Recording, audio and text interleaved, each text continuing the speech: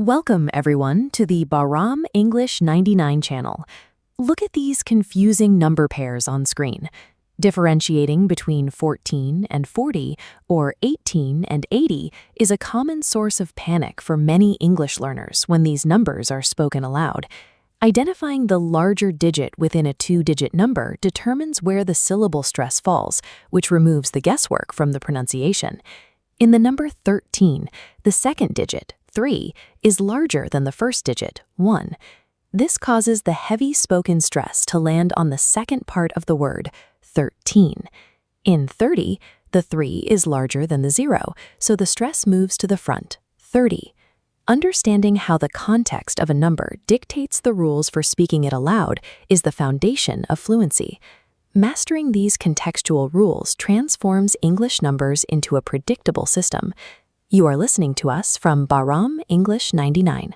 This logic scales up to massive numbers, where reading a long digit string involves treating commas and spaces as distinct vocabulary words. In this 11-digit sequence, each comma position maps directly to a word. From left to right, we read these markers as billion, million, and thousand. Native speakers condense these large figures, shortening 7,500,000 to a concise 7.5 million. Curious tone.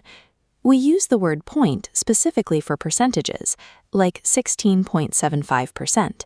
However, decimals involving money follow a different set of rules. When reading currency, speakers omit the word point, relying instead on the word and or a brief pause to separate dollars from cents. This creates a context trap. On this split screen, a speaker could describe both items by saying they cost $4.99. The listener relies on the environment to decode the value. A coffee purchase implies $4.99, while a laptop suggests a price of $499. Across both massive scales and micro money transactions, speakers prioritize situational context over reciting every mathematical digit.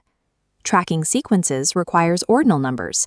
After first, second, and third, most numbers adopt the standard th ending, seen with fourth and fifth. These ordinal rules apply to fractions. One slice of a three-part whole is a third, while a five-part division produces a fifth. You can also express these fractions by saying 1 out of 3 or 1 in 5 to achieve the same meaning. You are listening to us from Bahram English 99. Dates and addresses become digestible using the split rule. We split figures down the middle, transforming 2023 and 1290 into manageable pairs. The year 2002 is an exception. Splitting this creates confusion with the number 22. To remain clear, we read it as 2002. Phone numbers require a different strategy. These strings are read as individual digits and organized into blocks representing the country code and area code. In real-world applications, numbers are flexible components that speakers slice or chunk together to make spoken communication fluid. Now let's apply these contextual decoding rules to a rapid-fire review. Looking at these flashcards, you can now identify the first as 7,600,500. The fraction follows as 2/3, or 2 out of 3. Complex international phone numbers are grouped by code, and a massive figure like 9.5 billion is shortened for clarity. True fluency involves adapting your pronunciation on the fly based on what a number represents in a specific situation.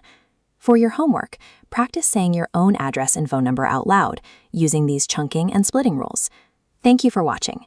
Please subscribe to the channel and click the bell icon, setting it to all so you never miss an update.